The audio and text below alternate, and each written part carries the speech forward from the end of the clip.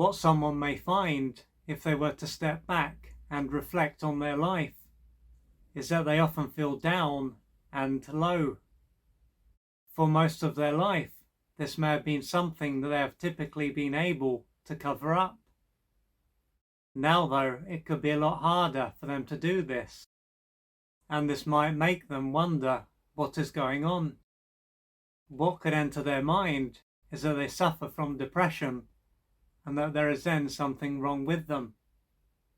When it comes to what they have done to avoid themselves, they might have spent a lot of time in doing mode. So, practically always being on the go will have made it easier for them to keep what is going on for them at bay. Along with this, they might have often consumed different things. Thanks to this, they wouldn't have been aware of what was going on for them and would have been able to carry on as normal. What may have played a part in them no longer being able to cover up what is going on for them may have been a loss of some kind. They might have experienced a breakup, lost a loved one, or had a pet that has passed on. Either way, this may have weakened their defences and caused them to come face to face with what they've been able to run away from for so long. What is currently going on for them will then have added more weight to the weight that they're already carrying. Due to how low they may feel, they may wonder if they will ever be able to get out of the hole that they are now in. Getting out of bed could be tough, and it could be hard for them to perform at their best when they are at work. A number of the things that they enjoyed doing before might also no longer interest them. They might then have gone from one extreme to the other, being super driven at one point and having no oomph at another. If they were able to connect with how they feel, what they might soon come to see is that they feel very sad. Moreover, in addition to the sadness that they feel after experiencing a loss, that's if they have, they could find that there is additional sadness. At this point, it could be as if they don't just feel sad, but that they are made of sadness. That's how sad they could feel. When they are depressed, then, it will show that they are in a shut-down state. And when they are not in this state, they will be able to access how they feel. If they have felt low for most of their life, it could show that their early years were a time when they were deprived of the love that they needed in order to grow and develop in the right way. They may have been brought up by parents that were emotionally unavailable and often left them.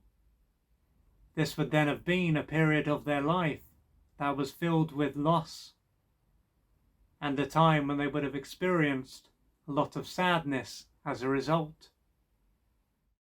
As they were powerless and totally dependent, they wouldn't have been able to do anything about what was going on. To handle the pain of not being loved, their brain would have repressed how they felt, and they would have gradually gone into a shut-down state. This would have allowed them to keep it together and function. The downside is that they would have lost touch with their true self and created a disconnected false self in the process. The years would then have passed, but the pain that they experienced would have stayed locked inside them. But after many layers of pain accumulated inside them, it would have gotten harder and harder for their defences to stay in place. They will now have the opportunity to truly put the past behind them. So if you can relate to this, if you can see that you have often felt down and depressed, and that you carry a lot of sadness, and this was due to what took place during your formative years. So this was a time when you missed out on the love and care and attunement that you needed to grow and develop in the right way, and this caused you to experience a lot of pain that ended up being repressed, then in order for you to put this stage of your life behind you, you are likely to have a lot of pain to work through and unmet developmental needs to experience. And this is going to be something that will take courage and patience and persistence. And you may need to reach out for external support in order to undertake this process, at least in the beginning. But the main thing is that you reach out for the assistance that you need to gradually change your life. If you would like to find out more about the services that I offer, please go to www.oliverjrcooper.co.uk or email me at info@oliverjrcooper.co.uk, and I'm looking forward to assisting you on your journey.